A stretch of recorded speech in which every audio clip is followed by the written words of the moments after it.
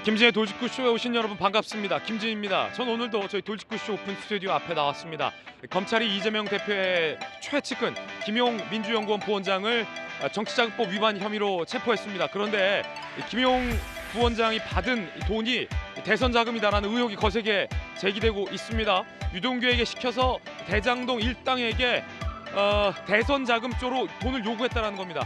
이 의혹이 사실이라면 논란 일파만파 커질 것 같습니다. 잠시 후에 이야기 나눠보겠습니다. 저는 비가 오나 눈이 오나 매일 아침 이곳에서 여러분을 기다리겠습니다. 김지의 돌직구쇼 지금 라이브로 시작합니다. 잠깐만요.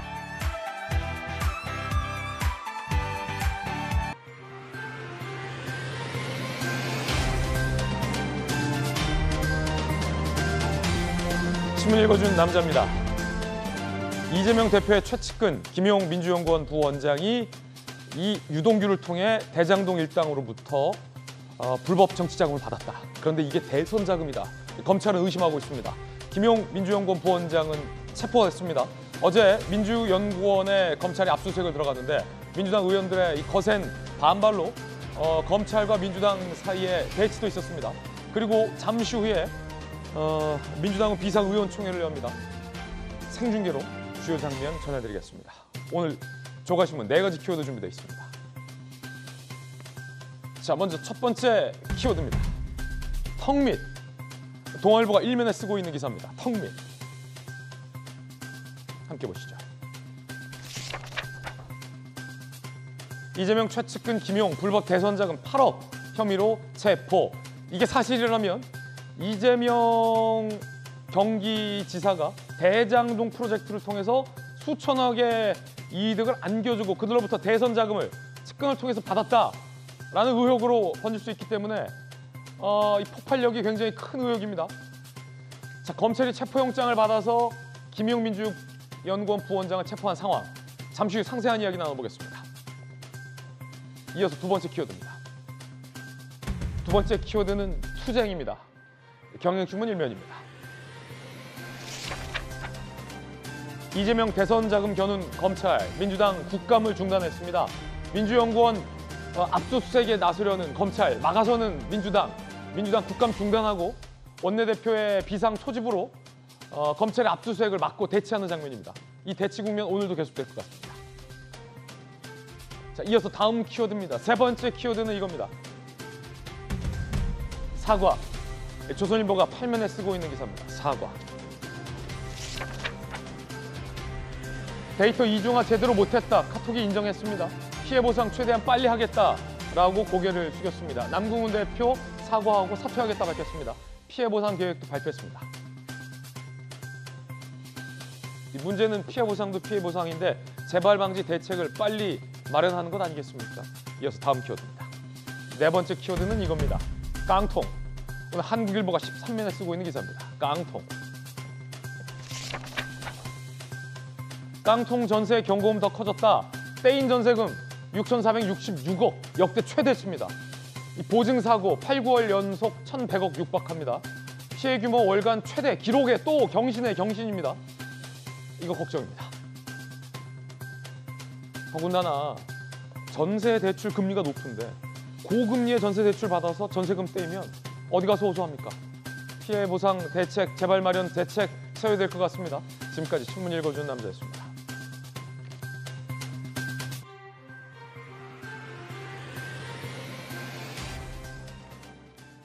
오늘 함께 하신 분들 소개해드리겠습니다. 언론인 출신의 한신대 김수경 교수, 그리고 국민의힘의 이양수 전략기획부총장, 의원 나오셨습니다.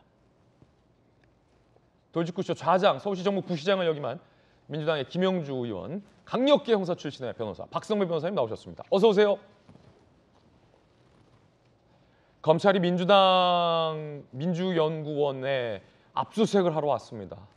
민주당 의원들은 국감까지 중단하고 막아섰습니다. 이재명 대표의 최측근 김용 민주연구원 부원장이 체포됐는데 그 혐의가 정치자금법 위반입니다. 대선 자금을 유동규를 통해서 대장동 일당에게 요구했다. 요구한 금액이 무려 20억이다. 검찰에서는 이런 얘기 나오고 있습니다. 첫 번째 이야기 지금 시작합니다. 턱밑까지 온 수사, 대선 자금 정조준. 유동규는 잘 모르는 사람, 김문기도 모르는 사람 부인했지만 김용 민주연구원 부원장은 너무나도 잘 아는 사람 최측근 분신과도 같다라고 스스로 얘기한 바 있습니다. 이재명 대표. 그 분신이 돈을 받았는데 대선 자금을 요구해서 대장동 일당에게 받은 돈이다. 이러면 얘기가 달라질 수 있습니다. 자, 이재명 대표는 현재까지 본인의 최측근이 체포됐는데 기자들에게 어떠한 입장도 내놓지 않고 있습니다. 유동규가 체포됐을 때, 구속됐을 때 이재명 대표가 적극적으로 부인했던 것과는 전혀 다른 모습입니다. 어떤 의혹인지부터 살펴보시죠. 김용 정치자금 8억 수수 의혹, 대선 자금 수사로 번지나 지난해 2월 대선 준비 위해 20억이 필요하다. 김용이 유동규에게, 그리고 유동규는 남욱동 대장동 일당에게 요구사항을 전달했습니다. 8억 원을 마련한 대장동 일당, 유동규를 통해서 현금을 전달했다. 검찰은 이렇게 보고 있습니다. 배달 과정 중에 얼마 정도 누락될 가능성도 있다라는 얘기도 나오고 있는 상황입니다. 검찰은 김용 민주연구원 부원장 자택을 압수수색했고요. 정치자금법 위반 혐의로 체포했습니다. 법조계 김용 체포는 검찰이 진술과 증거를 상당 부분 확보한 것이다 라는 얘기도 나오고 있는 상황입니다. 김용이 누구냐? 이재명 대표는 이렇게 얘기한 바 있습니다. 분신 같은 사람이다. 분신 같은 사람이다. 2019년 김용 민주연구원 부원장 출판 기념회에도 참석한 바 있었는데, 왜냐하면 유동규, 김문기에 대해서 모른다고 했고요. 아태평 회장도 잘 모르는 사람이라고 했거든요. 근데 김용은 다릅니다. 들어보시죠. 김용 대변인, 전 대변인은 사실 지역에서 무슨 뭐 조합 활동을 하고 있는데 제가 차출을 했다고 하면 정확하게 맞을 겁니다. 정하고 이제 시정을 이제 같이 했죠. 같이 했는데 제가 딱 한마디만 말씀을 드리면 정말로 유용한 사람이다. 쓸데가 많다. 제가 계속 좀 써먹으려고 그랬는데 딴 데 한번 써보겠다고 그래서 제가 할 수 없이 나와줬습니다만 제 본심과 같은 사람이어서 아주 유용한 제목이다라는 말씀을 제가 드리겠습니다. 자, 지금 민주당에서 비상의총이 열렸습니다. 이재명 대표가 이야기를 하고 있는데 들어보시죠. 지금 민생이 어렵고 또 북한의 도발로 한반도 평화가 위기를 맞고 있습니다. 이런 상황에서 국민이 맡긴 권력을 야당 탄압에 초유의 야당 중앙당사 압수수색이라고 하는데 소진하고 있는 사실이 참으로 안타깝습니다. 역사가 퇴행하고 있습니다. 우리는 함께 싸워서 민주주의를 지키고 역사의 퇴행을 막아야 합니다. 의원님들 여러분께서 이 사건에 대해서 내용을 자세히 알지는 못하시겠지만 제가 한 가지만 말씀을 드리겠습니다. 만약에 대선 자금으로 줬다는 주장이 맞다면 남욱이라는 사람이 작년 가을쯤인가요? 귀국할 때 JTBC와 인터뷰한 게 있습니다. 10년 동안 찔렀는데도 씨알이 안 먹히더라. 그리고 그들끼리 한 대화 녹취록에 이런 얘기가 나옵니다. 우리끼리 주고받은 돈 주고받는 이런 거는 2층 즉 성남시장실이 알게 되면 큰일 난다. 죽을 때까지 비밀로 하자. 이런 얘기들이 자기들 내부 녹취록에 나옵니다. 정권이 바뀌고 검찰이 바뀌니까 말이 바뀌었습니다. 진실은 명백합니다. 이런 조작으로 야당을 탄압하고 정적을 제거하고 그리고 정권을 유지하겠다 이런 생각 버려야 합니다. 의원 여러분들께서 함께 힘 합쳐서 민주주의를 지켜내고 퇴행을 함께 막아 나가기를 부탁드립니다. 고맙습니다. 네, 감사합니다. 가상투의 야당 탄압과 자, 이재명 대표가 조작으로 야당 탄압하겠다는 생각 버려야 한다라고 주장을 했습니다. 그런데 최측근인 김용 민주연구원 부원장이 돈을 전달받았다라는 의혹과 같고 체포된 상황이거든요. 법원으로부터 체포영장도 발부받았는데 최측근이 돈을 전달받았다 아니다라고 명확히 뭐 부인을 하거나 인정하지는 않았습니다. 다만 그게 정치 불법 대선 자금 일리 없지 않겠냐라는 투에 전반적인 부인하는 내용이었는데요. 민주당 의원들 입장에서는 이제 고민될 수밖에 없을 것 같습니다. 왜냐하면 일단 당대표고 정확한 진실을 모른 채 이 수사를 다 정치 탄압으로 규정할 수만은 없을 일이기 때문에 민주당 소속 현역들도 제가 좀 취재를 해봤는데 굉장히 좀 갈등하고 고민하는 분들도 꽤 많은 것 같습니다. 일단은 박홍근 원내대표는 단일 대우로 정치 탄압으로 투쟁을 하자라는 연설을 지금 하고 있는 그런 상황인데 자 일단은 이 의혹 박성배 변호사님 강력경사 출신이잖아요. 이재명 대표 얘기 들어보니까 이게 대선 자금 일리 없지 않겠냐. 자기들끼리 다 주고받았다라는 투인데 만약에 자기들끼리 주고받고 최측근인 김용 부원장이 1원 한 푼 전달받지 않았는데 검찰이 체포하고 지금 압수수색하려고 한 거면 정말로 이재명 대표 입장에서 억울하겠군요. 실제로 돈을 받은 사실이 없음에도 불구하고 이 정도의 수사가 진행되었다면 이재명 대표 입장에서는 상당히 억울할 수 있죠. 그런데 검찰 수사 내용 보니까 돈을 전달한 장소와 금액까지 특정을 하던데요. 네네네. 그 체포영장이 나왔어요. 이거 어떻게 봐야 됩니까? 일단 김웅 부원장이 당분간 검찰의 소환 요청에 불응해 왔던 것으로 추정됩니다. 예. 그 이후로 체포영장은 발부된 것 같고 우선 정치자금법 위반 혐의로 체포영장을 발부받고 압수수색도 진행되고 있는 것으로 보이는데 이 정치자금법 위반을 넘어서서 뇌물죄로 올라갈 가능성도 상당히 높습니다. 우선은 금품 수수와 관련된 혐의는 상당 부분 유동규 전 본부장의 입을 통해 진술이 나온 것으로 알려지고 있습니다. 유동규 전 본부장이 오늘 자정을 기해 출소한 것으로 알고 있는데 이 관련된 혐의를 입증할 만한 객관적인 물증을 검찰이 어느 정도 확보했는지는 불분명하지만 상당히 구체적인 진술을 확보하고 있는 것으로 확인되고 있습니다. 다만 검찰 입장에서도 금품 수수가 문제되는 사안에서 객관적인 물증이 부족한 상태에서 관련자의 진술만으로 수사를 진행하기에는 상당한 무리가 따를 수 있음을 익히 알고 있습니다. 이에 따라서 유동규 전 본부장의 진술을 처음 받고 난 이후에 관련자들의 진술도 대폭 보강하는 작업을 진행했을 가능성이 높습니다. 그 과정에서 여러 관련자들의 진술이 나름 일치한다는 판단을 이루고 이를 토대로 압수수색 영장을 발부받아 객관적 물증을 확보하기 위한 조치를 취하고 있는 것으로 보입니다. 예. 우선은 김웅 부원장의 자택에 대한 압수수색은 진행되었는데 이는 부족하다고 보고 김웅 부원장이 근무하고 있는 민주당산의 사무실 압수수색도 시도한 것으로 보입니다. 민주당 입장에서는 이미 자택도 압수했는데 추가로 압수수색을 진행할 필요가 없다는 취지의 주장을 하고 있습니다. 예. 나름 일리가 있습니다만 검찰 입장에서는 두 가지 이유로 민주당 당산의 김웅 부원장의 사무실도 압수수색을 시도하고 있는 것으로 보입니다. 우선은 관련자의 진술이 충분하므로 압수수색 영장을 집행할 만한 명분이 그만큼 서 있다는 방증일 수 있고 또 다른 한편으로는 관련자들의 진술만으로는 부족하기 때문에 압수수색을 진행할 수 있는 대상과 장소 모두를 아울러서 압수수색을 강행하려는 의지의 발현으로 볼 수도 있습니다.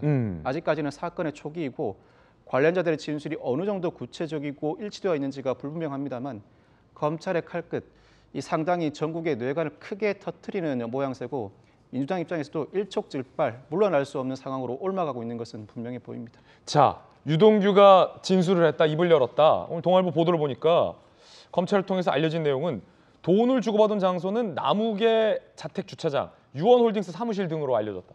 굉장히 구체적인 장소. 돈을 건넨 시점도 2021년 4월에서 8월 사이에 8억 원을 전달했다. 굉장히 구체적인 진술을 검찰이 받은 것 같아요. 문제는 얼마만큼 이제 검찰이 이 진술의 신빙성을 뒷받침할 수 있는 증거를 확보했는지 여부인데 일단 김용 당시 대선 캠프 총괄부 본부장은 관련 의혹을 부인하고 있습니다. 이영수 의원님. 네. 민주당 의원들은 수사기관이 아니니까 좀 헷갈릴 것 같아요. 왜냐하면 체포영장이 나오고 체포가 됐네? 유동규가 진술하고 관련된 진술이 있고 검찰이 압수수색 들어오네? 이재명 대표 안 받았나? 받은 거 아니야? 이걸 민주당 의원들은 어떻게 확신합니까? 확신할 방법이 없지 않습니까? 사실 민주당 의원님들은 지금 난감할 겁니다. 난감하실 것 같아요. 이게 정말 이재명 대표가 이게 얘기하는 대로 탄압이냐, 정치적 탄압이냐.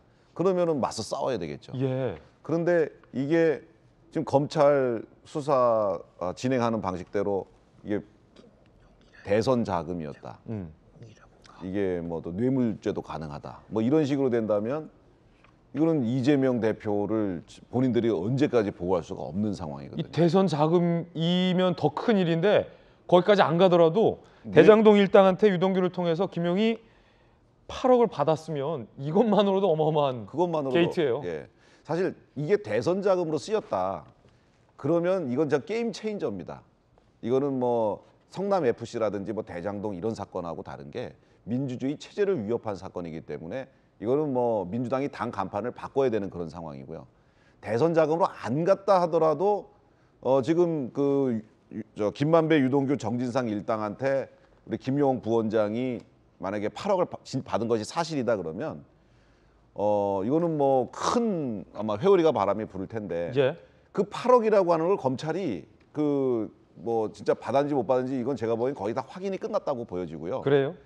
김용 부원장이 이 8억을 안 받았다고 하려면 8억의 용처를 내야 됩니다. 네. 그러니까 특히 이제 뭐 8억을 받아서 정치 자금으로 안 썼다 하면 내가 용처를 밝혀야 돼요.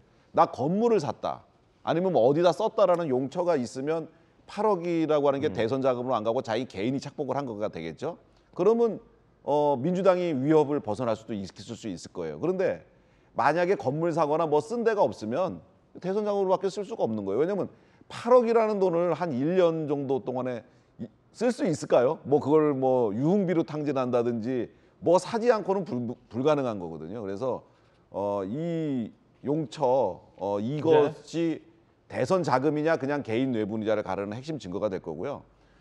그리고 이게 대선 자금이다 그랬으면은 지금 뭐 민주당 간판 바꾸게 될 것이고 지금 민주당 의원님들도 지금 이재명 대표의 사법 리스크가 진짜 본격화되고 있거든요. 예. 먼저 번에 대선 먼저 번에 당 대표 경선 때 제가 그랬잖아요. 만약에 이재명 대표가 당 대표가 되면 민주당이 이재명 대표의 인질이 될 수가 있다. 근데 지금 그런 상황이 지금 벌어지고 있습니다. 지금 김용 부원장이 8억을 받은 것은 거의 뭐 어느 정도 입증이 됐기 때문에 영장이 나간 거거든요. 체포영장이.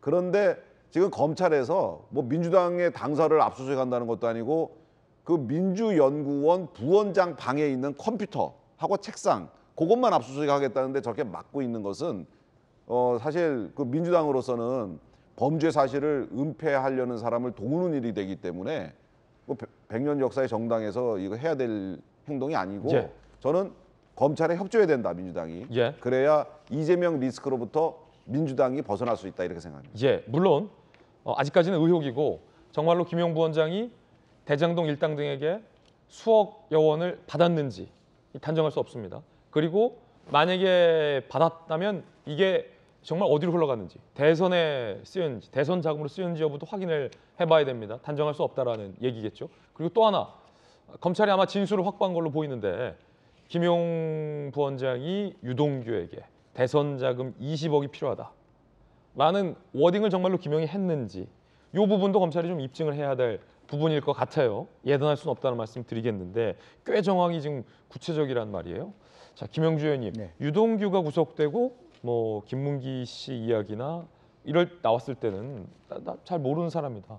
그런데 지금 김용 부원장 같은 경우는 이재명 대표가 나의 분신과도 같은 사람이다라고 얘기를 했잖아요. 네. 만약에 대장동 일당을 통해서 8억을 받았고 그게 김용 부원장이 대선 자금으로 쓰게 마련해라고 지시를 한 거라면 이거는 어떤 이야기가 되는 겁니까? 네.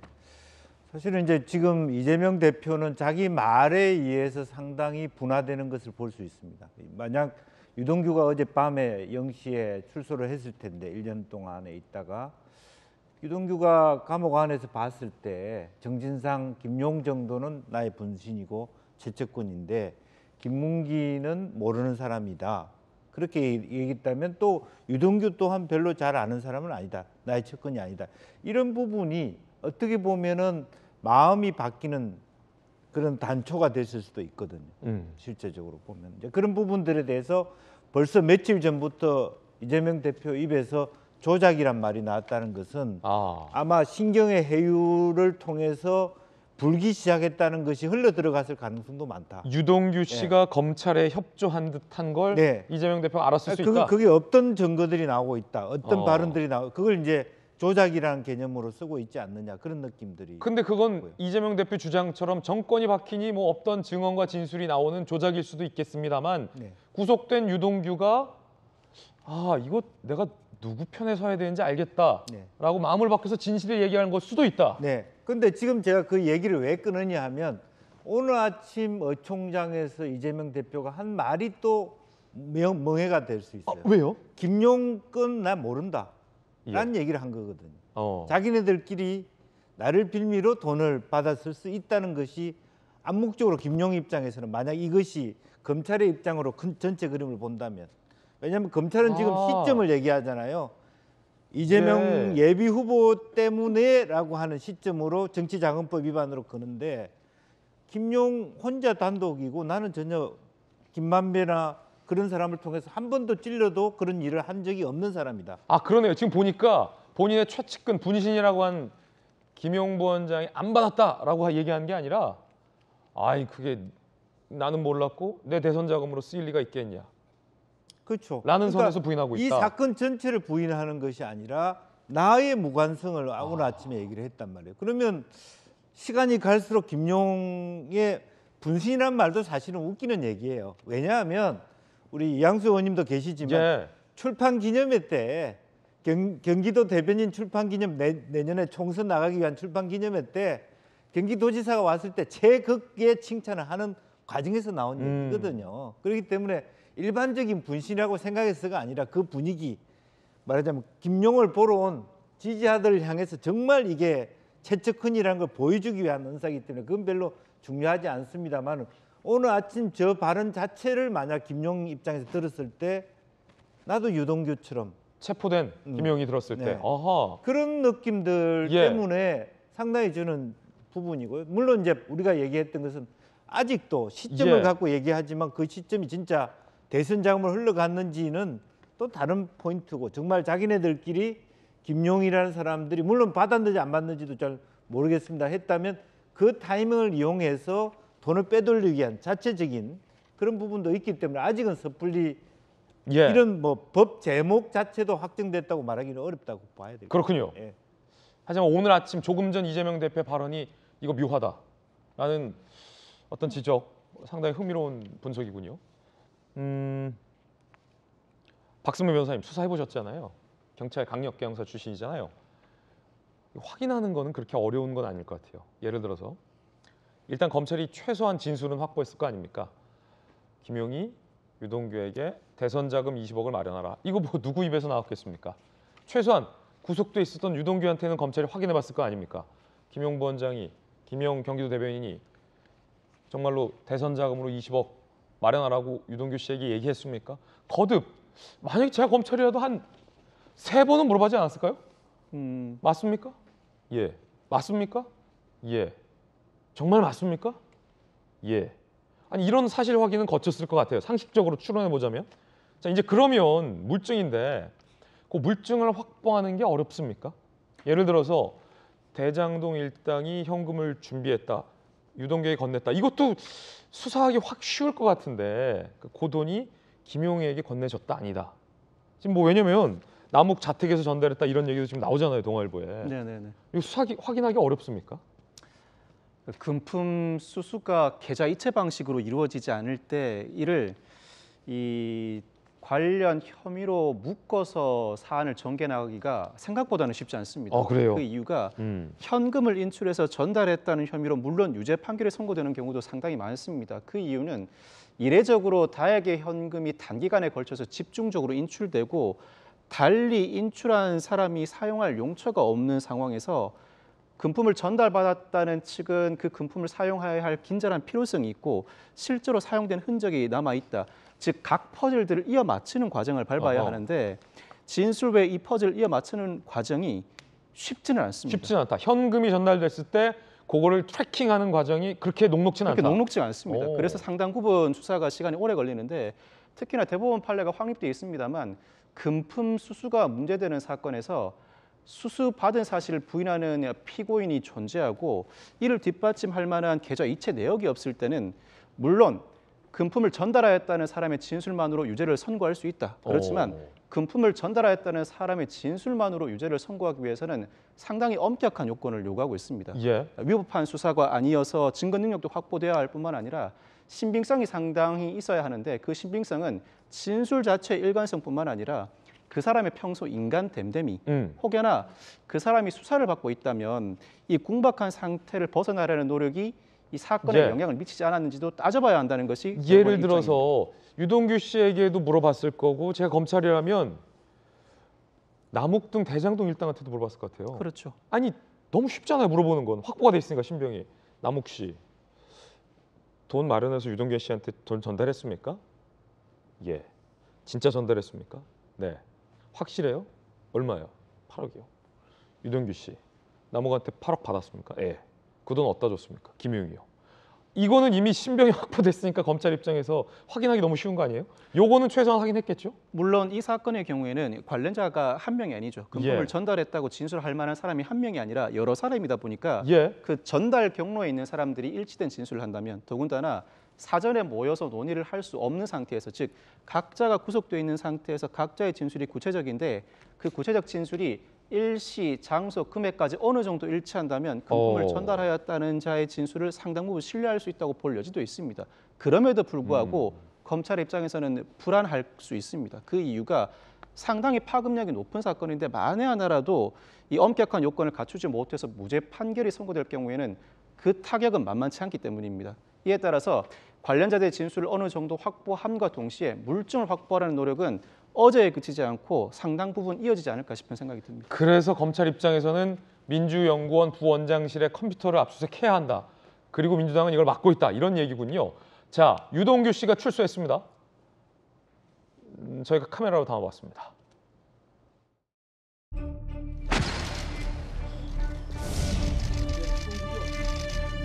부원장에게 8억 주신 거 맞습니까? 자백하세요. 이재명 후보님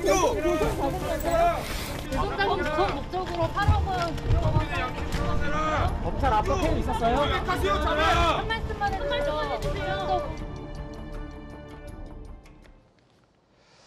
자, 김용 부원장이 전격 체포된 게 이 정치권 안팎에서는 이 유동규 씨가 검찰에 입을 열기 시작한 건 아니냐라는 추측도 나오고 있습니다. 앞서서 김용주 의원님도 언급을 해주셨는데 김수경 교수님,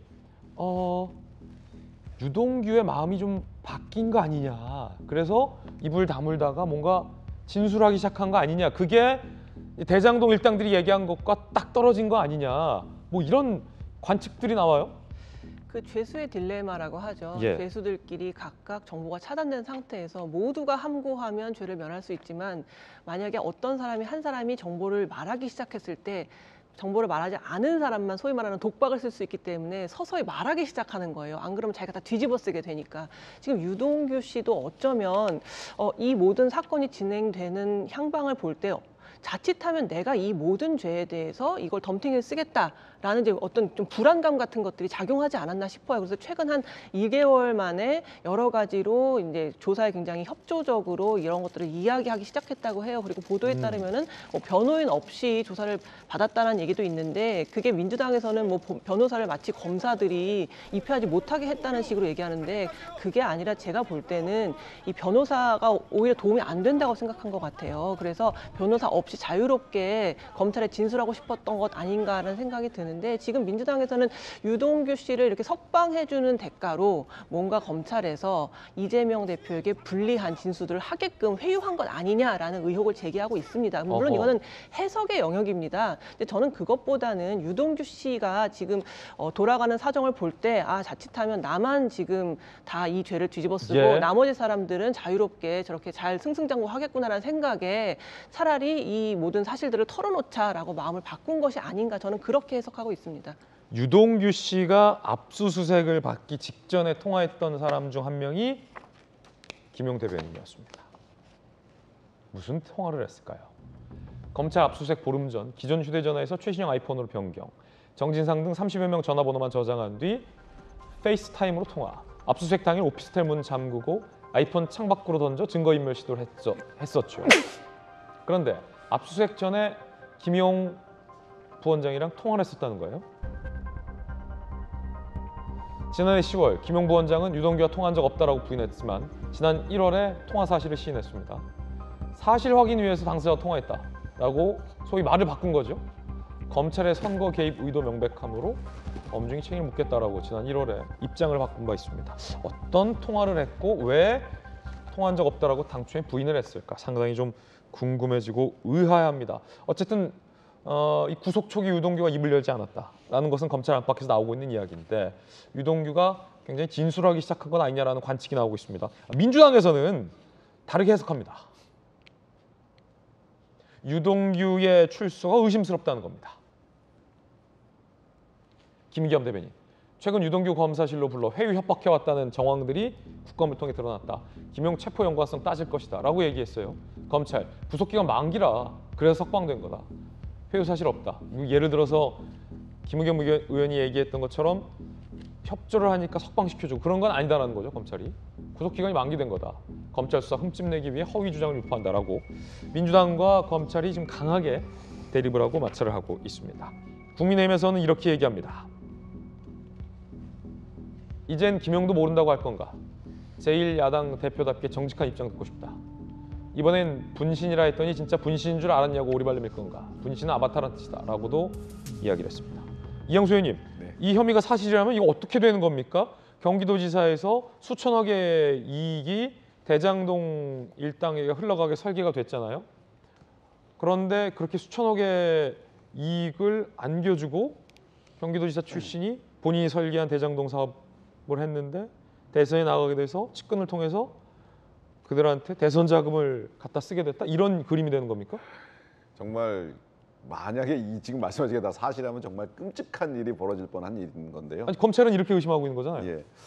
지금 저 대장동 일당이 벌어들인 돈이 4천억입니다. 뭐 벌어들였다면 4천억 원 정도를 이제 그 수익으로 남겼을 텐데 사실은 그것을 가지고 남양주라든가 이런 쪽에 또 다른 사업지를 계속 지금 물색을 하고 있었습니다. 그러면 이제 또 그만큼의 돈을 또 벌 수 있게 되는 거죠. 근데 이 대장동 일당과 이재명 대표와 김용 부원장은 둘이는 뭐 분신과도 같은 한 몸이에요. 근데 여기가 서로 지금 8억이라는 돈 거래가 있고 대선 자금으로 흘러 들어갔다. 그랬다면 이 이재명, 김용 이 두 분이 대장동 일당한테 특혜를 제공해주고 대선 자금을 받았고 그 다음에 대통령이 된 다음에 다음 사업지를 이 사람들이 물색할 때 또 그만한 혜택을 또 줄 것이다. 이건 정말 생각만 해도 끔찍한 일이죠. 근데 지금 검찰의 수사 결과는 아직 안 나왔습니다만 진행 방식은 지금 그렇게 되는 것 같아요. 근데 민주당에서는 계속 정치 탄압이라고만 할 것은 절대 아니고 좀 합리적으로 좀 정당 내부에서 정당도 이 들여다보는 시스템이 있으니까 이재명 대표와 이 김용 부원장 문제를 심도 있게 조사를 해보고 대응 방식을 결정해야 될 것 같고요. 그리고 검찰에서 회유 협박했다는 이야기를 자꾸 하시는데 변호사를 그 유동규 씨가 이제 변호사를 없이 내가 직접 진술하겠다 얘기한 것은 이 변호사 입회와 얘기한 것들이 전부 다 다른 쪽으로 다 흘러 들어갈 것이다라고 그런 것 때문에 못 오게 할 수가 있는 거죠. 그런 시각일 수 있겠군요. 예, 그러니까 그 변호사를 이제 뭐 유동규 씨가 선임하지만 그 원래 대장동 일당이라든가 관련 있는 사람들이 뭐 다 아는 사람이 변호사겠죠. 그러면 그분이 나가서 이런 일이 있었다라고 다 얘기했을 때 그것이 만약에 이재명 대표의 귀에 들어갈 수도 있다. 이럴 때는 변호사를 없이 내가 직접 진술하겠다 이렇게 될 것 같고요. 앞으로 검찰에서는 지금 체포영장까지 하고 지금 민주당의 민주연구원을 압수수색하겠다고 이렇게 한 이상 뒤로 퇴로는 없습니다. 그렇기 때문에 어느 정도 상당 부분 입증할 수 있는 혐의점을 좀 잡고 있다고 보거든요. 저는 민주당이 수사에 협조하는 길만이 이 국민들 앞에 의혹을 명백히 밝히는 일이라고 생각합니다. 만약에 검찰로서도 상당히 부담스러운 수사 과정일 수밖에 없을 것 같아요. 제1야당의 당 대표와 관련된 최측근을 체포하고 당사는 아니지만 민주연구원 그것을 압수수색하려 한다. 만약에 야당이 주장하는 것처럼 검찰이 뭐 확증이 없이 이런 일을 벌였다면 검찰은 정치 탄압으로 크게 되치기를 당할 수도 있는 상황이기 때문에 수사기관 입장에서도 매우 조심스럽고 부담스러운 이슈이긴 합니다만 과연 진실은 어디쯤에 있을까요? 김용 씨가 유동규를 통해서 대장동 일당에게 수억을 받았을까요? 받았다면 그 돈은 어디에 쓰였을까요? 검찰 의심대로 대선에 쓰였을까요? 아니면 이재명 대표 주장대로 자기들끼리 해먹은 걸까요? 애초에 김용은 돈을 받지 않았던 걸까요? 너무나도 궁금해집니다. 일단 체포영장을 발부받아서 체포가 됐다는 겁니다. 이제 넥스트 스텝은 민주당 민주연구원에 대한 압수수색입니다. 민주당은 절대 불가능하다라고 인간 스크럼을 짰습니다. 이렇게요. 검찰 야당 7시간 대치, 국감 보이콧까지 왔습니다. 국감도 거부했어요. 지금 국감이 중요한 게 아니다. 야당 입장에서는. 일단은 검찰의 압수수색을 막아라라고 한 100여 명 정도 저기에 모였는데 흥미로운 건 민주당 현역 의원들 중에서 저기 안 간 의원들도 많다는 거예요. 못 간 걸 수도 있고 안 간 걸 수도 있겠죠. 다양한 해석이 가능한 장면입니다. 일단 그 장면부터 일촉즉발의 그 대치 장면부터 살펴보시죠.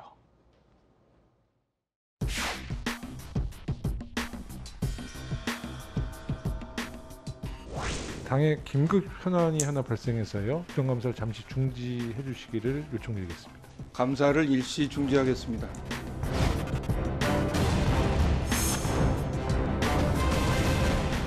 윤석열 정권 정치 탄압 규탄한다.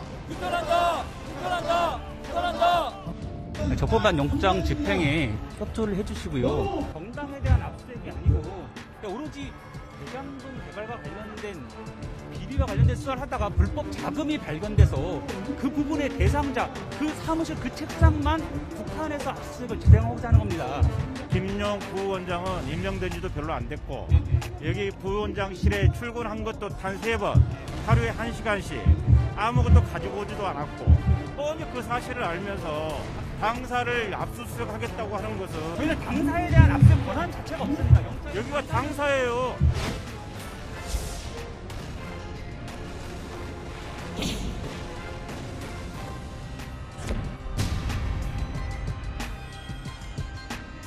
여기 근무도 별로 지금 한지 며칠 되지도 않은 집기도 없는 사람을 뭘 압수수색하러 오냐고. 그리고 우린 국민들의 대표로서 국정감사를 해야 되는데 국정감사를 못하고 국회의원들이 이렇게 나와서 하는 것도 검찰에 정말 문제예요. 이런 식으로 하면 되겠냐고. 검찰 이러고 도로이 끝날 줄 알아? 돌아가시라고. 그러니까 검찰을 맡고 계신 거는 근무도 정말 압수수색할 때는 어딘 줄 알아요?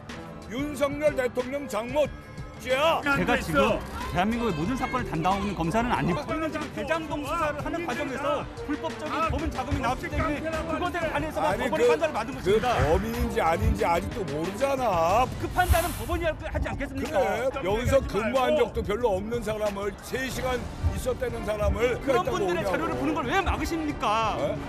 왜 막으시냐고요? 아무런 문제가 없다면 저희가 가서 확인하고 하면 되는 거 아니겠습니까? 의원님, 혹시라도 진짜 저는 자꾸 국민들이 잘못할까 봐 걱정입니다. 이것은 당사에 대한 압수수색이 아닙니다. 당사랑 전혀 무관합니다. 민주연구원 안에 있는 한 근무자의 사무 공간만 확인하는 것입니다.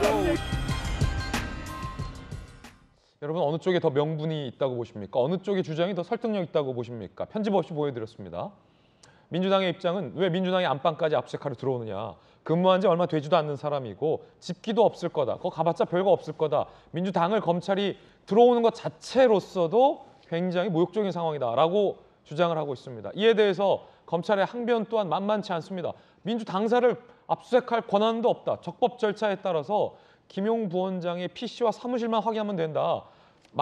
민주당이 주장하는 것처럼 아무것도 없다면 우리가 들어가서 확인만 하고 오면 되는 거다. 제가 잘 설명했어요. 여러분은 누가 더 설득력 있다고 보십니까? 혹시 이런 상상을 해봐요.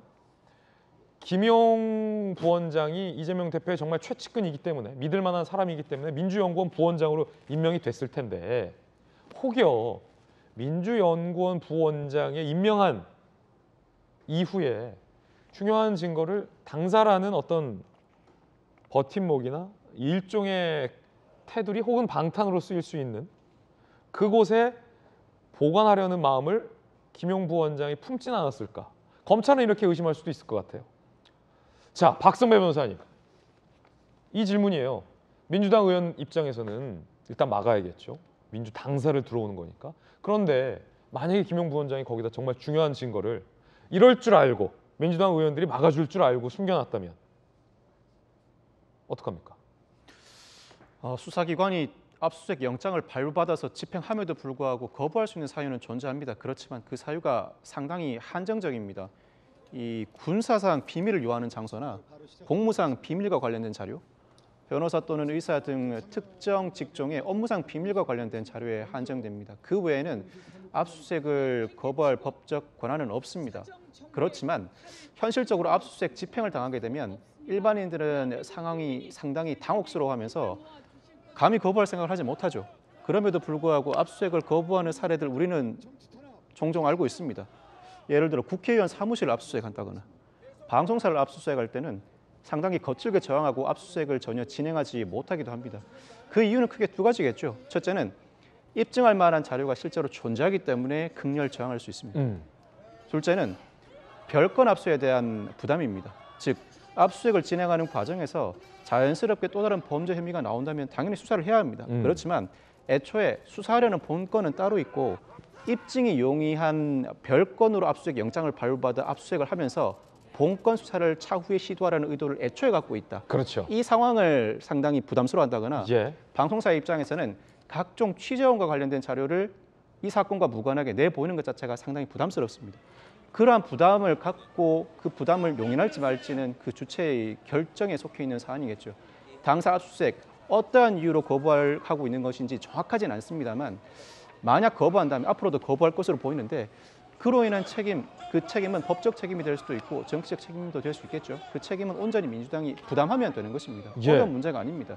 거부하면 그로 인한 책임을 부담하고 그 책임보다는 압수수색을 당함으로 인해 받게 되는 불이익이 더 크다고 판단하기 때문에 거부를 계속하고 있는 것이죠. 그렇죠. 실제로 이 사건 혐의 유무가 입증될지 여부는 생각보다 빠른 시간 안에 알 수 있을 것 같습니다. 이미 김용 부원장을 검찰이 체포한 상태인데 48시간 이내 구속영장 청구 여부를 결정해야 합니다.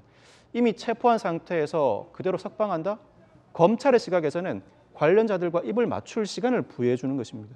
구속영장 청구를 할 가능성이 높은데 구속영장 청구를 하게 된다면 영장실질심사 단계에서 무엇보다도 범죄 혐의가 소명되는지가 중요한 쟁점이 될 것입니다. 당장 먼 미래 1심 판결 선고보다도 불과 2, 3일 내에 어느 정도 검찰이 상당 부분 증거를 확보하였는지 여부가 판가름 나지 않을까 싶습니다. 검찰이 체포영장을 청구할 때 이런 상황까지 예상합니까, 통상? 그런 상황까지 예상합니다. 체포영장을 청구할 때 특히나 주요한 사안이다. 체포영장을 청구할 때는 구속까지도 생각하고 사실은 체포영장 청구한다. 비교적 경미한 사건에서 여러 차례 부름에도 불구하고 소환에 불응할 경우에는 체포영장 발부받아서 피의자 신문만 진행하고 석방하는 경우도 많습니다. 그렇지만 이런 사안의 경우에 이 정도 사이즈면 체포영장을 발부받았으면 구속영장 청구도 사전에 일정 수준으로 염두에 두고 있다고 봐야 합니다. 김수영 교수님 언론인 출신이니까 어떻게 보셨습니까? 앞서서 이제 민주당 의원과 검찰 부장 검사였죠. 와의 어떤 대치 국면, 윤석열 대통령 장모집을 수색해야 된다라고 하자 해당 검사가 제가 대한민국에 있는 모든 사건을 진행하는 검사는 아닙니다. 라고 항변하는 대목도 눈에 띄던데 어떻게 보셨습니까?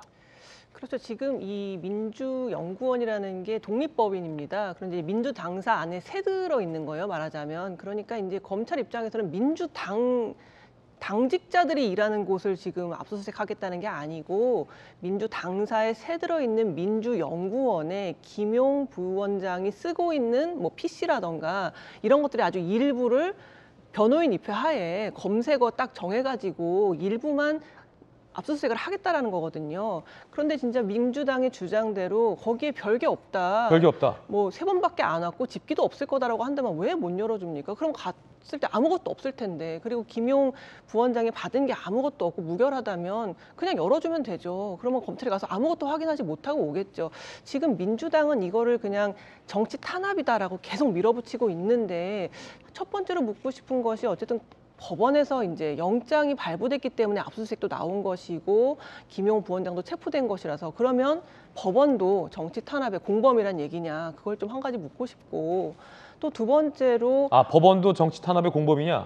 그렇죠. 검찰이 무리하게 영장을 청구할 수는 있겠죠. 하지만 법원에서 보고서 이건 무리하다라고 반려했을 텐데 거부했을 텐데 법원이 이것을 발부한 것은 그만큼 꽤나 혐의가 인정된다라던가 굉장히 신빙성 있는 의혹이라고 생각했기 때문에 발부했겠죠. 그렇다면은 민주당은 법원도 같은 공범이라고 생각하는 건지 다 같이 우리 정치 탄압을 하고 있다라고 생각하는 건지 그런 게 좀 의문스럽고 지금 이 수사를 담당하고 있는 그 강백신 부장검사라는 사람이 어떤 사람이냐면 예전에 그 국정농단 특검팀에도 있었고요.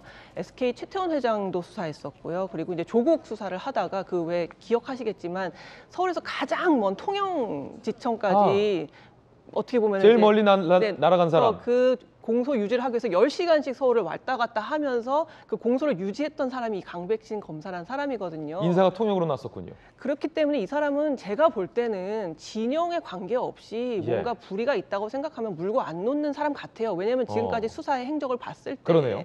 그렇기 때문에 이제 민주당에서 이렇게 일방적으로 이 모든 게 다 정치 탄압이다라고 말하는 것 좀 앞뒤가 안 맞다는 생각이 들고 아까 이재명 대표의 말에서 보셨지만 만약에 김용 부원장이 돈을 받았는지 어땠는지 모르겠지만 나랑은 아무 상관이 없다면 그럼 민주당 사람들이 왜 이렇게까지 극렬 거부를 해야 되는 거죠? 김용만의 잘못이라면 왜 이재명까지 지키기 위해서 이렇게까지 애를 써야 되는 것인가? 지금 민주당 의원들은 굉장히 지금 혼돈스러울 거예요. 왜냐하면 누군가를 방어하고 변호하려면 그 사람이 결백하다라는 확신이 있어야 되거든요. 근데 지금 그걸 잘 모르겠단 말이죠. 수사 진척이 어느 정도 됐는지도 모르겠고 이재명 의원도 명백하게 얘기하지 않고 있잖아요. 내가 그런 것이 전혀 없다.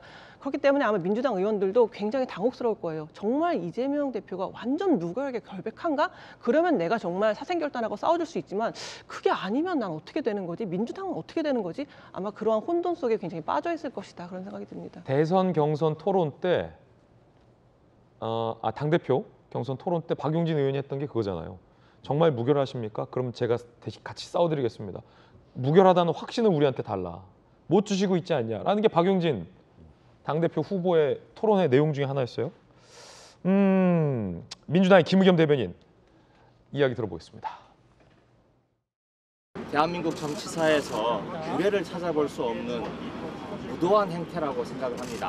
지지율이 24%까지 떨어져 있는 윤석열 정부가 정치적인 쇼를 통해서 이 어려움을 뚫어보려고 하는 탈출구로 삼으려고 하는 정치적 행위라고 생각을 합니다. 작금의 압수수색 쇼에 강력하게 항의하고 결단코 용납할 수 없음을 다시 한번 말씀드립니다. 만일 정권이 이 무도한 수사를 지속하려 한다면 국회는 다시 문을 열 수 없을 것임을 엄중하게 경고합니다. 결국 검찰이 일단은 철수했습니다. 그런데 민주당과 검찰 사이에 타협이라는 건 없었습니다. 그 장면 함께 보시죠. 시점이나 또 장소, 공간적인 특성상 오늘의 압수수색 영장 집행을 저희들이 허락할 수가 없다는 말씀을 아까 드렸고요. 우리의 자존심과 여러 가지 상황들을 고려해서 제안을 드리는 겁니다. 내일 낮에 오시면 임의 제출 방식으로 압수수색 영장의 집행의 목적을 달성할 수 있게끔 해드리겠다.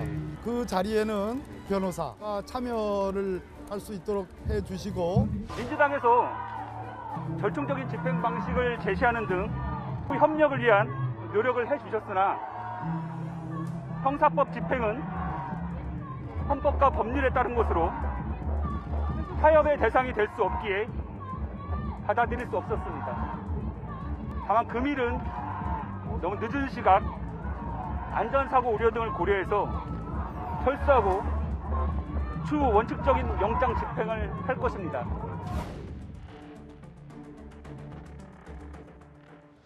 자, 이거 뭐 단호박이에요, 단호박. 타협은 없었어요. 박범계 의원이 좀 나름 중재를 하려 했습니다. 변호사도 와야 되고 시간도 늦고 하니까 돌아가라. 그러면 낮에 오면, 오늘 낮에 오면 우리가 주겠다. 임의 제출 방식이죠. 청와대 등에 대해서는 이렇게 압수수색되기도 합니다. 원하는 거 주겠다. 그러자 호승진 부부장 검사였죠.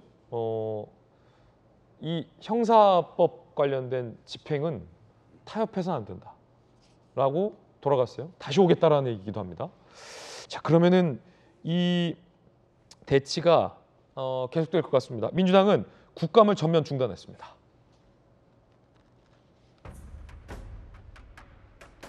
자, 의원들에게 비상상황 공지, 초유일이다. 국감 중단, 중앙당사 집결, 총동원령. 오늘 의총에서 국감 전면 보이콧까지 논의할 예정입니다. 참 이게 뭐랄까 상황이 좀 아이러니해졌는데 김영주 의원님, 네. 야당이 사실은 국감을 열려고 하고 여당이 통상 국감을 안 하려고 하는데 이게 상황이 좀 묘해졌어요. 야당이 국감을 보이콧 안 하려 하고 이양수 의원 나오겠지만 여당은 국감을 하려고 하고 좀 뭔가 좀 상황이 바뀐 것 같기도 하고. 글쎄요, 어제부터 제가 느끼는 부분들이 좀 심한 말인지는 모르겠습니다만은 바보들의 행진 이런 단어가 떠올랐습니다. 기동민 의원하고 조정훈 의원이 국감을 해야 되는데 자기네들끼리 갑론을박하면서 오히려 위성정당으로 들어오는 피감 기간만 이렇게 해주는 그런 부분이 오히려 더 세게 그 시간 동안에 그런 얘기 할 것이 아니라 하나하나 정확하게 국민을 위한 국감이 되도록 노력하고, 사실은 뭐 여당이 이렇게 저렇게 핑계를 대고 국감을 안 하려고 하는 공작을 피우는 게 정상인데 좀 그런 부분들이 없고요. 지금 현재 이 상황은 어제 아마 이제 노영민 전 비서실장을 비롯해서 전 문재인 전 대통령과 이재명 대표에 대해서 전방위적으로 말하자면 이 정부의 검찰들이 포위를 하고 들어온다라고 하는 부분, 이제 그런 것들이 아마 심적인 부담이어서 더 강경했을 것이고, 다만 박병계 의원이 써서는 안 되는 용어를 썼어요. 제가 보기에는. 그래요? 어떤 단어? 자존심이라는 단어를. 그러니까 사실은 그 집행을 하러 온 사람한테 우리 자존심 봐달라 그런 말을 법무부 장관 했던 사람이 쓴다는 게 나는 굉장히 아이러니하다라고 느꼈습니다. 오히려 뭐 객관적으로 보면 지금은 우리가 할 수 없으니까. 그리고 또 하나는 실제로 보면 하필 왜 유동규가 나오는 날 이 집행을 하느냐. 왜냐하면 두 사람 간의 접촉이라고 하는 것에 대해서 회유의 가능성을 차단하기 위한 정치적 업무가 아니냐. 그렇게 얘기할 수 있는 거고, 그 부분적으로 보면 실제적으로 부원장 하면서 뭐 10일도 안 됐고 한 3번 나왔고 뭐 3시간밖에 안 했는데 그럴 수 있느냐. 차라리 그 컴퓨터를 그냥 갖다 주는 게 훨씬 밖으로 갖다 주는 게 더 나았을지도 모르겠습니다. 이제 그런 측면에 있어서 이게 법을 집행한다는, 아까 오히려 더 집행하고 오는 검사한테 반박할 수 있는 빌미를 줬다는 것이 좀 아쉬운 부분이다. 자존심 얘기를 꺼낸 건 그건 실책이다. 그럼 결국 자존심 때문에 법 집행을 막은 꼴이 됐다. 그렇게 돼버린 거죠. 그 말 한마디 때문에. 자, 오늘 어쩌면 다시 이런 대치 상황 나올 수도 있어요. 일단 민주당 국감은 중단했어요. 체포된 김용 부원장은 혐의를 부인합니다. 김용 부원장의 입장은 이렇습니다. 대장동 관계자에게 자금 받았다는 의혹은 전혀 사실이 아니다. 검찰이 없는 죄를 만들어내며 독재 시절로 회귀하고 있다. 강력 혐의를 부인하고 있습니다. 자, 그럼 압수수색을 거부하고 있는 민주당, 압수수색을 하려는 검찰, 국민의힘은 어떤 입장일까요?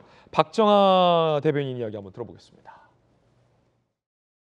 이전 인수, 이 대표는 대장동 개발 사업으로 만들어진 거대한 저수지의 검은 돈을 대선 자금으로 이용했던 것인지 답해야 합니다. 더불어민주당의 압수수색 집행 거부는 스스로 결백을 증명할 수 없음을 자인하는 것입니다. 결백하다면 당당하게 당사의 문을 열어주고 결백을 증명할 자료를 제출해 소명하십시오. 이양수 의원님 어떻게 보십니까? 지금 이제 국정감사를 이렇게 거부하는 것은 그 국민에 대한 신성한 의무를 저버리는 것이라고 생각합니다. 수사는 수사지 왜 저걸 가지고서 국정감사를 거부하는지 저는 납득이 안 됩니다. 그리고 아니 왜냐면 저 가서 스크럼을 짜야 되니까. 아니 근데 저기 스크럼 짜는 것도 저는 좀 이해가 안 가는데 뭐냐면 우리 저 야당할 때 국회의원실 압수수색 많이 당했습니다. 국민의힘 국회의원실 압수수색 당한 적 있어요? 예, 그럼요. 수차례 있어요. 제가 뭐 이름을 거명하기 뭐하지만 뭐 그 저 김웅 의원 사건 기억하시죠? 그러네요. 채널 A 기자와 연결된 예.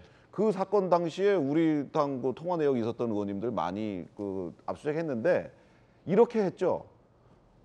왔을 때 압수수색을 이제 오니까 이제 여기를 들어오면은 뭐 많은 보안 자료나 이런 게 있으니까 할 수 없다. 그랬더니 우리는 이 사건과 관련해서 이거다. 그러면 컴퓨터하고 핸드폰 풀어줄 테니까 그 제시어 있지 않습니까? 그 관련된 그거 넣어가지고 검찰에서 원래 그 뭐 핸드폰이나 이런 거 수사할 때 다 할 수는 포렌식에도 다는 못 하잖아요. 원래 그 별건 수사하면 안 되니까 그거 관련된 연관어만 그 연관어 검색해가지고 싹 그것만 가지고 갑니다. 압수수색 협조했다 국민의힘. 예, 저희는 협조했습니다. 왜냐하면 그것이 나의 결백을 증명하는 길입니다. 예, 저렇게 무조건 못하게 하는 것이 어떻게 결백을 증명하는 길입니까? 그리고 이 김용 그 소위 보호랑 비호랑 국감은 별개다. 예. 그 국정감사는 그 국민들이 저희한테 부여한 권능으로 그 정부가 잘하냐 못하냐 하는 거거든요. 야당이 국감을 이렇게 거부하는 거는 사실 납득이 안 되죠. 근데 사실 이해는 갑니다. 왜냐하면 이번 국감이 사실 그 윤석열 정부가 시작한 지 얼마 안 됐기 때문에 문재인 정부의 실정에 대해서 주로 뭐 하는 게 나오거든요. 쌀값 폭락한 것도 사실은 다 문재인 정부 때 잘못한 거 지금 이렇게 지금 하고 있고 그러니까 어차피 뭐 문재인 정부 때 실정 드러나는 거 이거 하지 말자라고 하는 정치적 목표도 있을 겁니다. 하지만은 이건 어쨌든 국감을 거부하는 명분이 뭐 김용 부원장에 대한 압수수색이다. 이거는 납득을 할 국민이 저는 없을 것이기 때문에 국감은 반드시 지금 임해야 된다 생각하고요. 이 압수수색에 관한 것도 아까 뭐 변호인 입회하에 뭐 임의 제출 방식으로 자기네 한다는데 아까 대통령실이나 청와대가 과거에 그렇게 한 적이 있습니다. 그거는 하나의 큰 기관이고 거기는 법률이 존재하기 때문에 검찰이 요구하는 압수수색에 임의 제출을 하더라도 허위로 하거나 뭘 빼먹고 하면 나중에 반드시 법의 처벌을 받기 때문에 제대로 합니다. 그런데 민주당에서는 뭐 자기네들한테 불리한 거는 제출 안 할 거 아니겠습니까? 이거는 전혀 다른 그 사안이기 때문에 이건 임의 제출 방식으로 해서는 안 되고 저희 국민의힘이 그동안 해왔던 방식, 우리의 결백을 증명하기 위해서 들어오셔라. 그래서 컴퓨터에 당신들이 제시하는 관련 검색어가 뭐냐, 호란식 해갖고 넣으셔라 해서 쳐라. 그 자료 가져가시고 그 서류 책상이나 이런 것들은 보여드리고 하면 되는 문제지. 이것을 그 무슨 뭐 무조건 못 들어오게 한다? 이거는 헌법과 법률이 정한 검찰의 어떤 권능을 완전 무시하는 것이고요. 자존심 때문에 뭘 못한다는 것은 그럼 검찰은 자존심 없고 국민은 자존심 없나요? 말이 안 되는 얘기라고 생각합니다. 이양수 의원님의 개인적 의견까지 들어봤습니다. 이번엔 저희가 준비한 세 번째 이야기입니다. 주제 보시죠. 속도내는 검경 수사, 불붙은 갈치 논쟁. 갈치 맛있는데 갈치 논쟁도 정치권에 붙었습니다. 민주당 내부에서 무언가 다른 이야기들이 나오고 있다. 이거의 상징적인 단어가 갈치가 돼버렸습니다. 일단 성남FC 후원금 의혹으로 성남시청이 사흘 연속 압수수색을 받았습니다. 성남시장 성남FC 구단주 시절 네이버 차병원 등 6개 기업으로부터 160억 후원금 받고 인허가 등 대가를 제공했다는 의혹. 이 대표가 정치적 이득을 고려해 사실상 사건을 주도했다는 의심을 검찰은 하고 있다.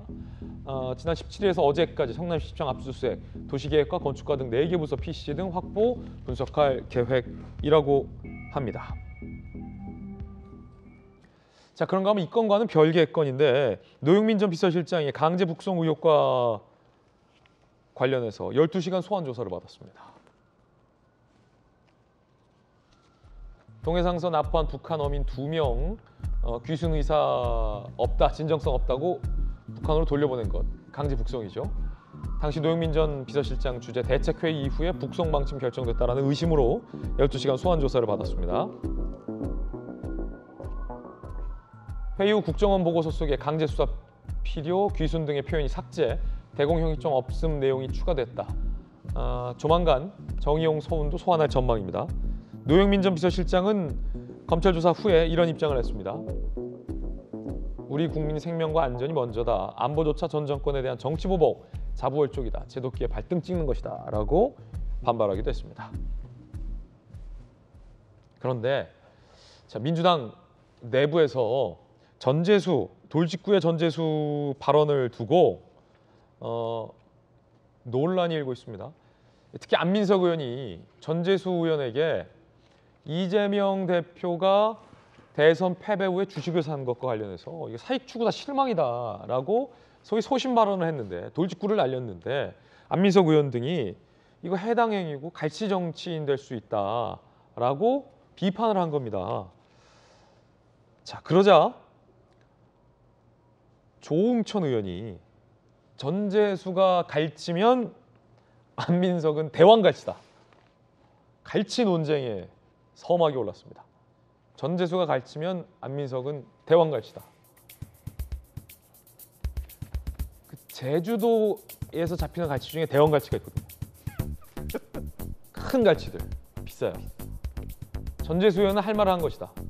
이런 얘기도 못하면 그게 무슨 민주당이냐. 전재수가 갈치면 안민석은 완전 대왕갈치다. 앞에 완전도 붙였어요. 그냥 대왕갈치가 아니라 완전 대왕갈치.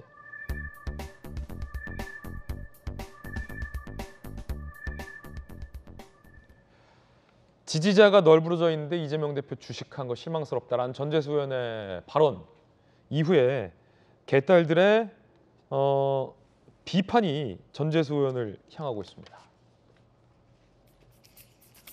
전재수 의원의 번호를 공유하며 문자폭탄. 전재수박. 언어 유희. 전재수박. 철지난 여름수박. 웬 반역행위냐. 그러자 이원욱 의원이 또 한마디 했어요. 당에 성역 있어서는 안 된다. 개딸들이 잘못했다. 자, 지금 보세요. 안민석 등 친이재명계 의원이 강하게 스크럼을 쪘어요. 전재수 갈치 아니잖아. 자꾸 이러면 갈치다. 라고 하니까 개딸들, 지지자들은 전재수를 비판합니다. 그러자 이원욱, 조응천, 이재명계가 아닌 비이재명계 의원들은 전재수가 이 말도 못하냐.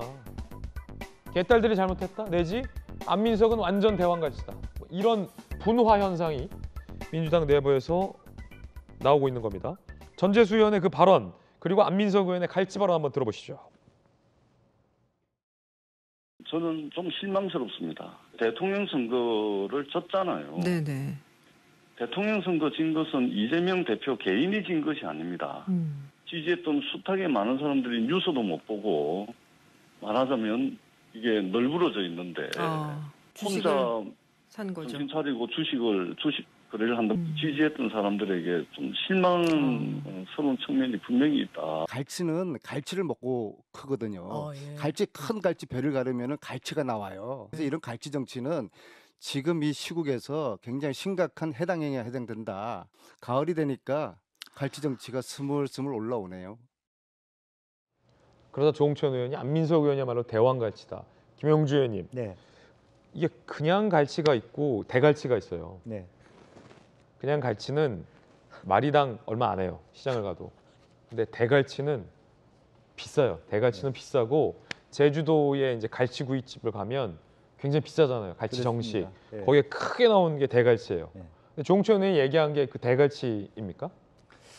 그래서 어쨌든 갈치는 그물로 잡는 게 아니라 낚시로 잡기 때문에 더 비싸거든요. 그렇죠. 예. 그런데 핵심은 사실은 그런 크기보다는 어쨌든 갈치라고 하는 게 서로를 잡아먹는다. 이제 그런 뜻으로 썼고 대왕갈치면 더 많이 자기 걸 많이 잡아먹겠죠. 이제 그런 부분에 있어서 말하자면 자기 이적 행위를 누가 더 많이 했냐.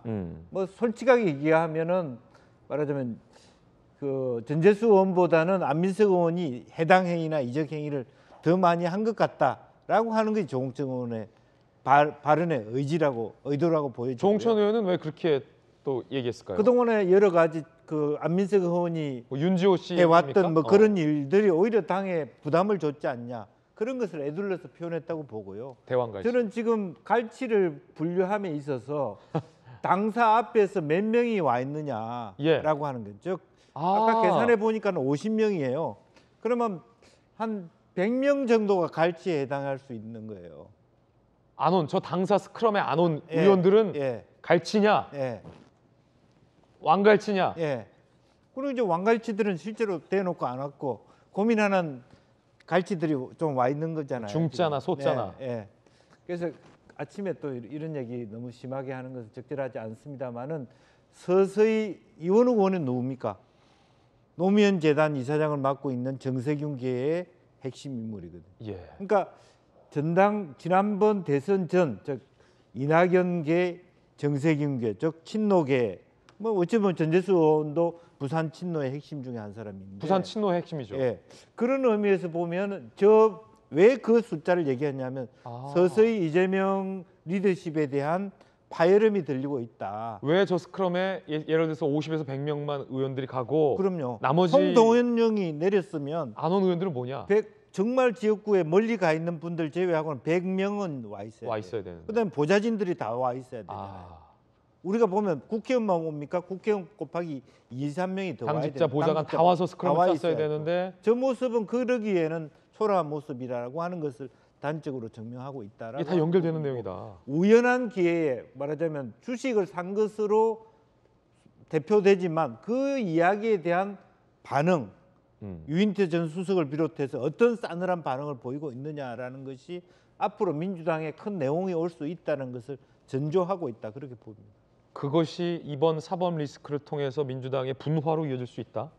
그리고 그 중심에는 우연인지 필연인지는 모르겠으나 친노무현 인사들이 일단은 눈에 띄고 있다. 네. 이원욱 의원이 SNS에 이렇게 올렸습니다. 전재수 의원에 대해서 과도한 비난 멈춰야 한다. 안민석 의원 포함이겠죠, 이건. 민주당이 식물정당으로 전락하지 않기 위해서 내부에서 건강한 논의가 이루어져야 된다. 사실 전재수 의원이 굉장한 밤새 문자 폭탄을 받고 있습니다.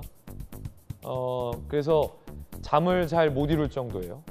전화를 2번 하고 끊고 막 이런 소위 일종의 안 좋은 행위들도 이어지고 있다라고 전해지고 있어요. 유인태 전 의원이 이재명 대표의 주식 투자에 대해서 비판을 했습니다. 한번 들어보시죠. 하여튼 주식을 한 것도 자기 주특기를 살려서 돈 좀 벌려고 한 거 아니냐 이거예요. 그러니까 주식을 사실 그 뭐 잃으려고 한 건 아니잖아요. 네?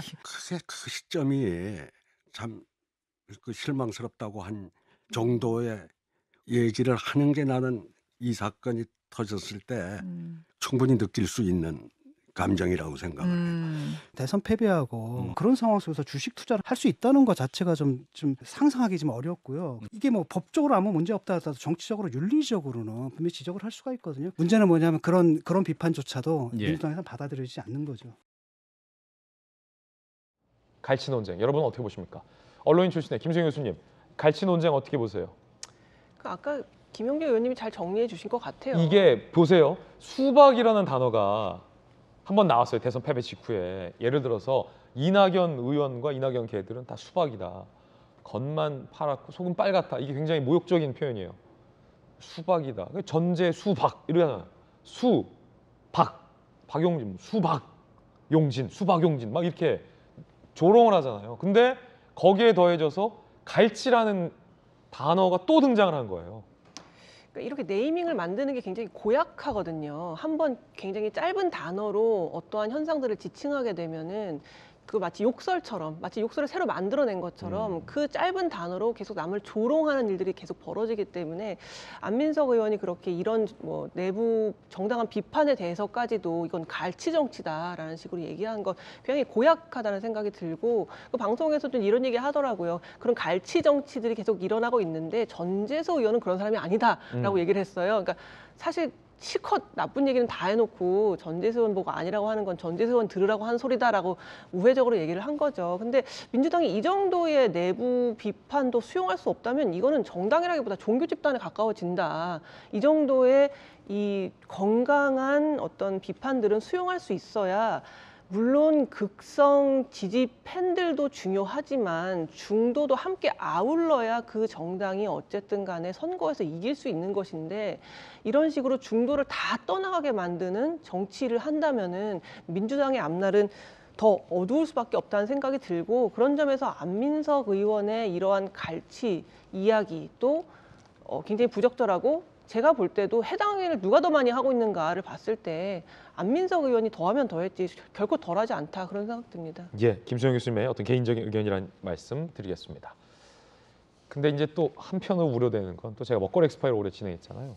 갈치 농민들이 혹여 이 갈치 논쟁 때문에 또 피해를 입지 않을까 이런 걱정도 있어요. 갈치는 죄가 없습니다. 갈치는 맛있고요. 갈치가 이거 좀 갈치도 잘 아셔야 되는데 갈치 농민이 아니고 갈치 어민입니다. 갈치 어민. 근데 갈치 키우는 분들은 자식같이 키워요. 그 갈치가 다 동족을 무조건 잡아먹는 게 아니에요. 안민석 의원이 절반의 진실만 얘기한 거고 어린 갈치는 플랑크톤 같은 걸 먹어요. 그리고 큰 갈치도 수면 위에서 플랑크톤 같은 거를 사냥하고 갈치가 집단 생활을 잘해요. 그리고 집단 생활에서 알을 낳고 산란하는데 그 집단이 커지게 될 경우에 이례적으로 이 동족끼리 이제 분화를 하면서 그 집단이 갈라질 때 나오는 형상이 갈치를 잡아먹는 거지. 갈치가 항상 갈치를 잡아먹는가? 꼭 그렇게만 볼 일은 아니다라는 말씀 자 한마디 드리겠습니다. 오늘 뜨거운 소식 3가지 모았습니다. 첫 번째 소식 보시죠. 이정근 전 사무부총장 분실했다는 휴대전화를 검찰이 지인 집에서 찾았다고 합니다. 이걸 또 어떻게 찾았죠? 구속 기소됐습니다. 이정근 전 사무부총장이 사업가 박모 씨로부터 마스크 사업 인허가, 정부지원금 배정, 승진 알선, 국회의원 선거 비용 등등 10억 원대 금품 수수했다라는 의혹과 관련해서 구속 기소됐습니다. 정치권 인사들과의 친분을 이야기하며 돈 받은 뒤 청탁 시도했다라는 판단이죠. 알선 수재 정치자금법 위반 혐의로 기소가 됐어요. 구속영장이 나왔다는 거죠.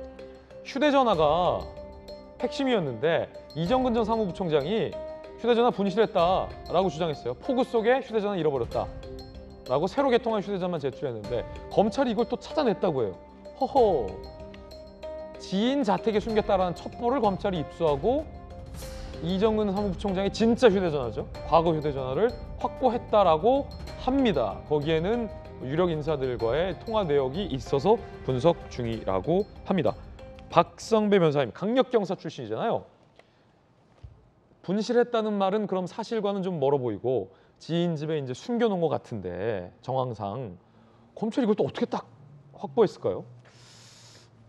이정근 전 부총장은 상당히 곤혹스러울 것 같습니다. 우선 공무원의 직무에 속한 사항에 관한 알선으로 금품을 수수했고 이 정치자금법에 따른 방식을 이용하지 않고 기부를 받은 혐의, 정치자금법 위반 혐의까지 더해져 있는데 일부 양죄의 금품 수수 금액이 겹쳐 있습니다. 최종적으로는 10억 원 정도를 수수한 것으로 검찰이 파악하고 있습니다. 그런데 이 사건에서는 단순히 금품을 주었다는 사람의 진술뿐만 아니라 금품을 준 측과 받은 측의 대화 녹음 파일이 제출되어 있는 것 같습니다. 이로 인해서 비교적 조기에 구속된 상태로 기소가 이루어진 것으로 보이는데 앞서 말씀드렸던 것처럼 검찰이 최근 추가로 지인 집에서 이정근 부총장이 과거에 사용하던 휴대전화도 추가로 압수했다는 소식이 들리고 있습니다. 더 문제는 이 휴대전화에는 정치권 인사들과의 대화 내용도 녹음 파일로 존재하고 있는 것으로 알려져 있습니다. 디지털 포렌식을 진행하게 되면 그 내용이 다방면으로 더 추출될 가능성도 높습니다. 검찰이 지인 집에서 압수수색을 통해 추가로 휴대전화를 발견한다? 사실 압수수색을 여러 차례 진행하지는 않습니다. 항상 한 번으로 그치는데 추가로 진행했다는 것은 이정근 전 부총장 입장에서는 상당히 곤혹스럽게도 검찰에 상당히 협조하고 있는 누군가가 있다는 의미입니다. 이 사건 관련자, 즉 관련자 내지는 그 관련자와 연관된 인물이 검찰에 상당 부분 협조하고 있고 이로 인해 통상 알기 어려운 정보를 충분히 제공받은 검찰이 추가 압수수색을 통해서 핸드폰을 추가로 압수수색했다. 이에 따른 파장이 상당히 클 가능성이 높아 보입니다. 예, 민주당이 국감 보이콧은 안 한다라고 지금 의총에서 결정이 된 것 같습니다. 아무래도 오늘 많은 출연진들이 이 검찰 압수수색과 국감 보이콧은 너무 연관성이 좀 없다라는 지적이 있었는데 마침 민주당 의총에서 국감은 정상적으로 한다라는 결정이 나왔습니다. 왜냐하면 국민들을 위한 국정감사이기 때문에 쉽게 보이콧해서는 안 되는 거죠. 잘된 결정인 것 같습니다. 뉴스 속보 전해드립니다. 자, 두 번째 뜨거운 뉴스 함께 보시죠. 윤석열 대통령입니다. 윤 대통령이 종북 주사파 언급을 했습니다.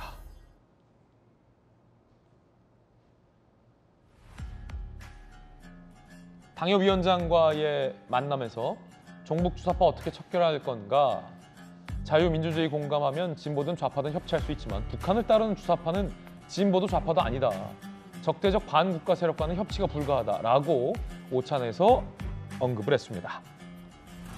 윤석열 대통령은 대선 후보 당시에도 이런 이야기를 한 적이 있습니다. 들어보겠습니다.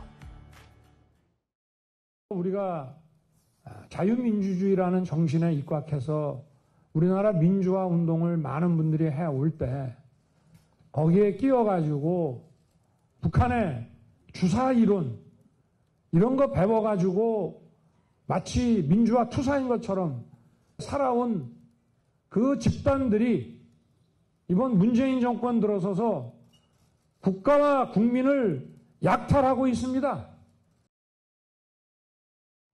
그래서 야당은 즉각 반발했습니다. 야당의 반발입니다. 협치 대상 아니라는 종북 주사파 설마 민주당이냐? 정의당은 언제적 색깔론이냐? 대통령실, 대한민국 전복하려는 세력과는 타협할 수 없다라는 기본적 원칙을 언급한 거다. 민주당이냐라는 반발에 윤석열 대통령이 오늘 아침 출근길에서 이렇게 언급을 했다고 합니다. 들어보시죠. 주사파 발언에 대해서 민주당에서는 야당 겨냥한 것이냐는 일단 좀 반발도 나오는데 어떤 입장인지 좀 궁금합니다. 주사파인지 아닌지는 본인이 잘 아는 거니까 저는 어느 특정인을 겨냥해서 한 얘기는 아니고 대통령은 헌법상 헌법을 수호하고 국가를 보위해야 될 책임이 있는 사람이기 때문에 마치 또 거기에 대한 얘기가 나와서 제가 답변을 그렇게 한 것입니다. 통상은 김영주 의원님, 우리 협치해야 하는 야당 의원님들이 북한과 협조하는 주사파라고 저는 믿어 의심치 않습니다. 통상은 이렇게 말씀하실 법도 한데 주사파인지 아닌지는 그 본인들이 잘 아실 거니까. 네. 저는 민주당의 그 반응이 잘못됐다고 봐요. 아, 그래요? 대통령의 발언 당연하다.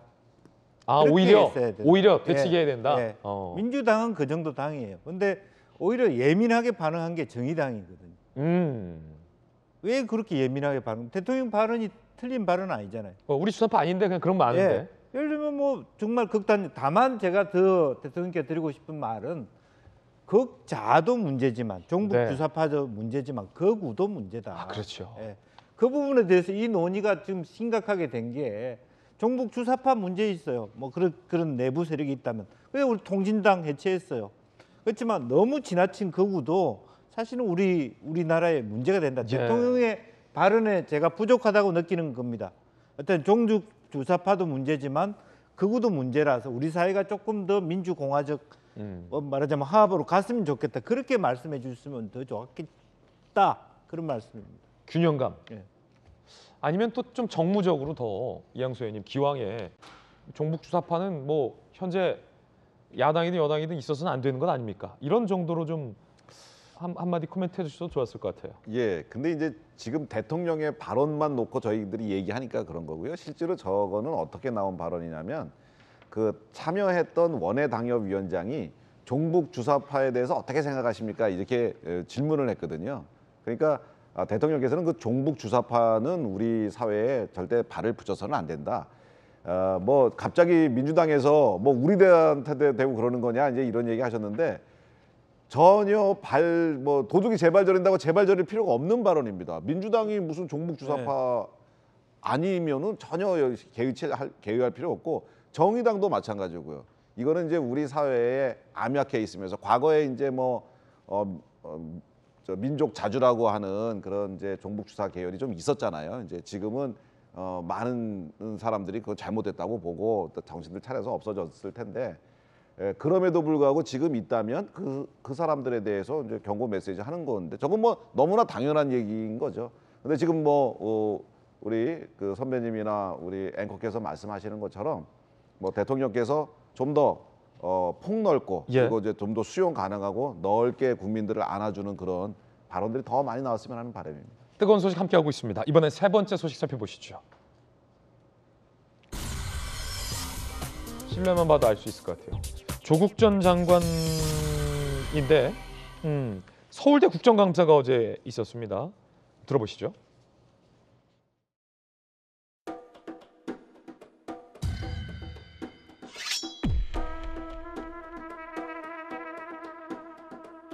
조국 교수의 총 12개 범죄 혐의 중 5개 혐의에 대해서 오세정 총장이 징계 요청 절차를 밟지 않는 바람에 처벌을 할 수 없게 되었습니다.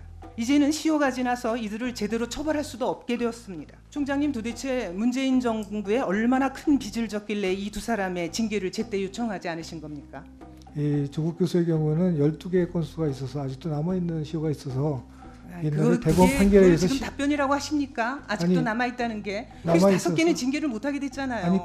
서울대에서 제때 징계를 했더라면 조국 교수가 강의를 단 1시간도 하지 않고 수천만 원의 봉급을 챙겨간다거나 이런 불의와 부조리는 결코 발생하지 않았을 것입니다. 그 교수의 징계에 대해서는 상당히 신중하게 해야 된다고 생각하고요. 실효의 문제성이 있어서 이 나중에 포괄적으로 징계를 할 수 있기 때문에 저는 실효의 문제는 없다고 생각합니다. EMBA 과정을 이수하면 학위가 어떻게 됩니까? 학위명이 어떻게 되죠? 학위가 전문 석사, 경영학 전문 석사로 나갑니다. 네, 경영 전문 석사인 거죠? 맞습니다. 만약에 김건희 여사가 국민대 임용 서류를 냈을 때 경영학 석사라고 표기를 했다라고 하면 이는 매우 부적절한 거죠. 정확하지 않은 표현입니다. 이 MBA하고 MBA하고는 헷갈릴 수가 없는 겁니까? 이름은 비슷하긴 한데 사실은 착각을 할 수가 있는 겁니까, 당사자가? 사기친 거 아닙니까? 자, 김수영 교수님, 안민석 의원이 마지막에 사기친 거 아니냐라고까지 했는데 서울대 총장에게 여야가 묻고 싶은 게 많은 것 같아요. 서로 다른 관심사 아니죠? 그렇죠. 지금 조국 교수와 그 김건희 여사를 놓고 양 당이 전혀 다른 이제 문제 제기를 하고 있는 것인데, 조국 교수 같은 경우에는 이미 이제 기소가 돼서 재판을 받고 있는데 징계가 이루어지지 않았거든요. 서울대 그 교원 징계 규정을 보면 기소와 동시에 징계 절차가 시작될 수가 있고요. 또 여태까지 많은 문제로 기소가 되면은 일단은 여러 가지 징계를 했던 것이 사실입니다. 그런데 왜 조국 교수에 대해서만 이렇게 1심 판결을 보고서 하겠다는 거냐라는 부분에 대해서 집중적으로 질의를 한 것인데, 아무래도 다른 교수와의 형평성을 생각할 때 여러 가지로 왜 조국 교수에 대해서만 이렇게 징계가 늦어지고 있고, 그 징계가 너무 늦어지게 되면은 징계 시효를 넘어가 버리기 때문에 징계를 제대로 할 수가 없는 상황이 올 수도 있습니다. 그래서 지금 징계에 착수했다라는 지금 보도도 나오고 있는데, 또 반면에 김건희 여사에 대해서는 이 MBA와 NBA 중에서 그 석사의 이름이 다른데 경영학 석사냐 전문 무슨 경영학 석사냐, 이게 이름이 약간 다른데 왜 김건희 여사가 이 두 가지를 마치 혼돈한 것 같지만 사기친 거 아니냐 이런 식으로 얘기를 하는데, 이걸 왜 서울대 총장한테 물어보는지 좀 모르겠어요. 그러니까 본인 김건희 여사가 국민대 겸임교수로 서류를 낼 때 이 석사 이름을 잘못 기재해서 냈다, 이거는 문제 아니냐라는 건 국민대에 물어봐야죠. 사실 국민대에 물어봐야 된다. 서울대 총장이 이거를 대답할 수 있는 입장은 아닌 것 같아요. 그래서 아무튼 지금 서울대 국감 장소에서 지금 굉장히 논란이 되고 있는 이 두 사람에 대해서 양 당이 아주 치열하게 공방을 벌였던 내용입니다. 예, 저희들은 60초 광고 보고 다시 돌아오겠습니다. 잠시 후에 뵙죠. 예, 오늘 저희가 준비한 소식 모두 다 전해드렸습니다. 저희들은 내일 아침 8시 50분에 더욱더 뜨거운 소식 들고 인사드리겠습니다. 오늘 하루는 분명 어제보다 나을 겁니다. 여러분들 좋은 하루 보내시기 바라겠습니다. 고맙습니다.